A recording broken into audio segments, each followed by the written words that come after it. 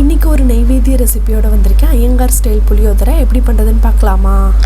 ஒரு எலுமிச்சம்பழ அளவு புளி எடுத்து அதை அரை மணி நேரம் தண்ணியில் ஊற வச்சுக்குவோம். ஒரு கடாயில் 1 டீஸ்பூன் எண்ணெய் விட்டுக்கோங்க.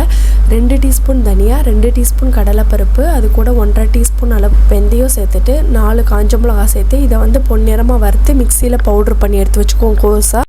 இப்போ ஒரு கடாயில் 5 டேபிள் ஸ்பூன் அளவு நல்லெண்ணெய் சேர்த்துட்டு கடுகு, உளுத்தம்பருப்பு, கடலைப்பருப்பு இதெல்லாம் பொரிஞ்ச பிறகு அது கூட கட்டி பெருங்காயம் சேர்த்துக்கிறேன். ஒரு கொத்தளவு கருவேப்பிலை ஆட் பண்ணிவிட்டு வேர்க்கடலை சேர்த்து நல்லா பொரிச்சு விட்ருங்க. இப்போ இது கூட 6 காஞ்ச மிளகா சேர்த்துக்கிறேன். நான் காரம் மத்தியமாக சேர்த்துருக்கேன். உங்களுக்கு காரம் வேணால் இன்னும் கொஞ்சம் கூட சேர்த்துக்கோங்க. மஞ்சள் பொடி சேர்த்துட்டு புளிக்கரைசல் ஆட் பண்ணிக்குவோம். புளிக்கரைசலோட பச்சை வாசனை போன பிறகு உப்பு சேர்த்துட்டு அது கூட நம்ம அரைச்சி வச்சிருக்க பொடியை சேர்த்து மிக்ஸ் பண்ணி நல்லா எண்ணெய் பிரிஞ்சு வர வரையும் கொதிக்க வைங்க.